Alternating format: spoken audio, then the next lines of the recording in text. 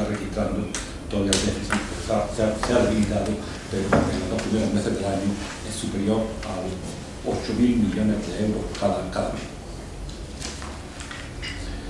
Un déficit tan permanente como el que ha sostenido la economía en los últimos años ha llevado a que el endeudamiento, la suma de déficits anuales, ha producido un endeudamiento de la economía que es también uno de los más importantes del mundo, al punto de que hoy el endeudamiento neto, es decir,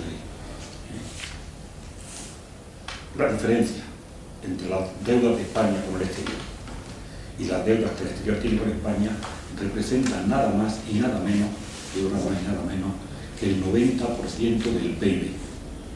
En otros países, digo que en nuestro entorno, el máximo que se puede, que conocemos, es del 20-25%. Otros países, los más poderosos, como puede ser el caso de Alemania, como puede ser el caso de Japón, no es que tienen deuda, es que tienen activos, ¿vale?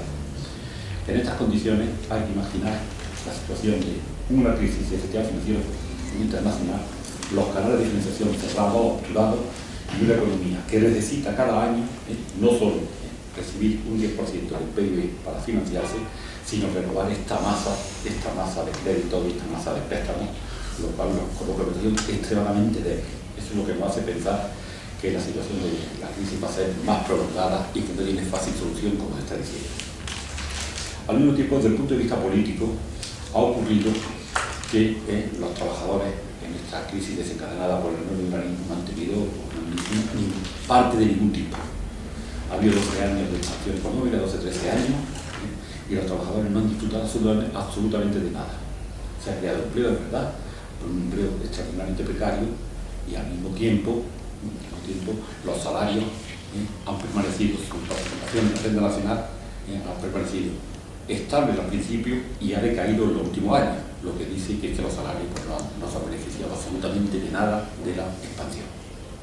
Pero eso no ha impedido que ahora, cuando está ya la crisis, la derecha, los poderes económicos, hayan desencadenado una nueva ofensiva contra los derechos de los trabajadores.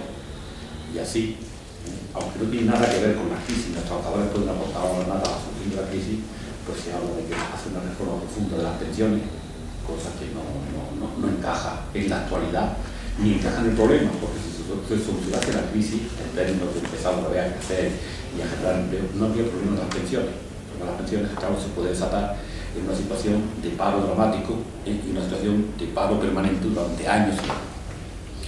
Se ha hecho una ofensiva de las pensiones, donde no tiene ningún sentido que se diga que vamos a entrar en una crisis, porque lo que este país todavía gasta en pensiones es mucho menos que lo que gasta la media de la Unión Europea en términos relativos. Y así las pensiones en nuestro país representan el 9% del PIB, mientras que la media de la Unión Europea representa el 12%. En algunos países llega a ser el 15%. La diferencia y los márgenes para crecer las pensiones son enormes en estos instantes.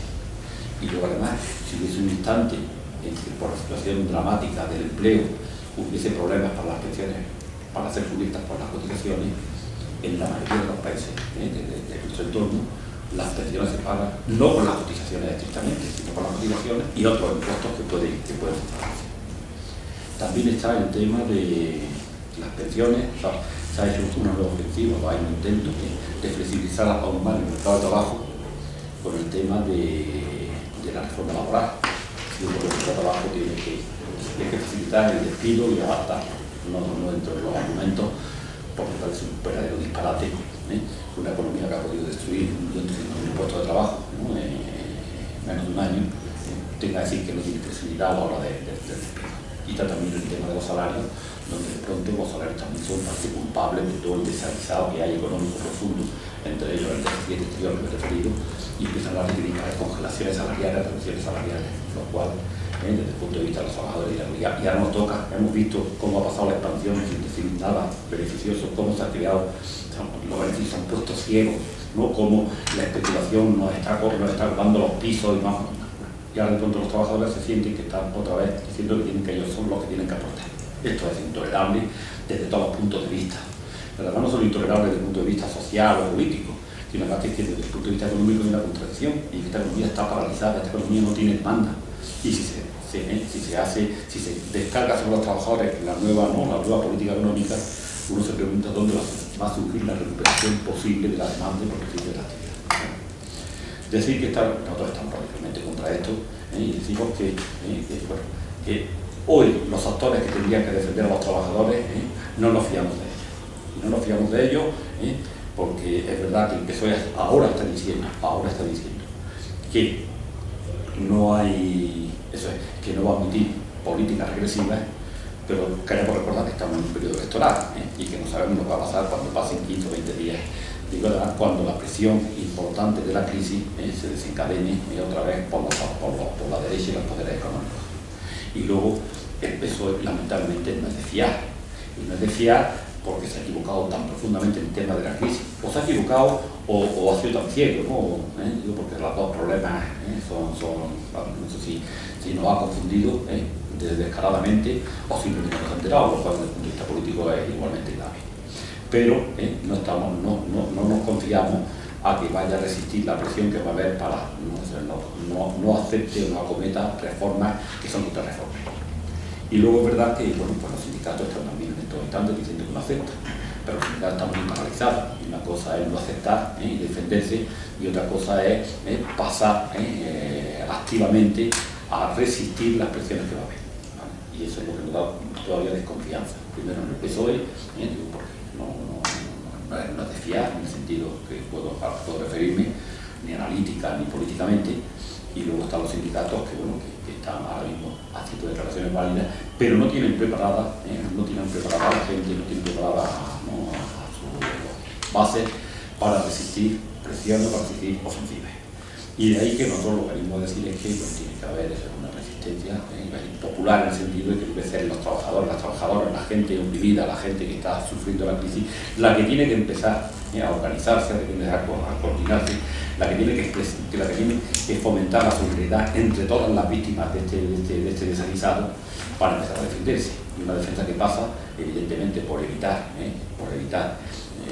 corregir los desastres que se están ocasionando, en el sentido de que hay muchas familias en paro, de que se acaba el seguro de paro, los subsidios dejan de cobrarse y hay familias, como se sabe, que no tienen absolutamente ningún ingreso. Eso hay que solucionarlo por la vía de los hechos inmediatos, porque las familias tienen que vivir o tienen que sobrevivir. Y luego está el tema de qué hacer para una economía que eso es, donde el mercado no ha llevado a este desastre. Y nosotros pensamos que eso, primero por la de saber que el mercado no va a solucionar esta crisis, por la profundidad que tiene y porque los mecanismos de mercado en este instante son insuficientes e ineficaces para resolver la propia crisis que ellos han generado. Y que toda economía que se precie tiene que tener una intervención muy activa del Estado, que es el que tiene que, como ha pasado en el pasado, el que tiene que regular, controlar, influir, etcétera, ¿vale?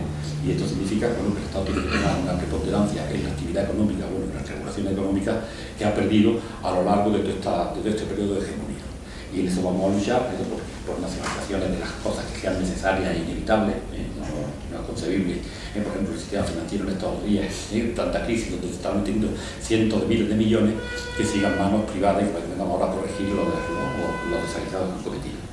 Y como hay sectores básicos que tendrían que estar hoy nacionalizados o controlados, como es exigible una excelente o una profunda reforma fiscal que dé medio al Estado para poder acometer las cosas que tiene necesarias, etcétera, etcétera. Por así decir, estamos en condiciones de decir que la crisis no se va a resolver en clave del mercado y que la única solución posible, y no voy a decir fácil porque estamos metidos en un mundo absolutamente donde los estados están también inermes para afrontar la situación, es que el Estado participe o intervenga en la economía de un municipio. Pero esta vez no se va a hacer, quiero decir, no se va a hacer en el sentido de que no hay nadie diciendo que esto es lo que tiene que ocurrir.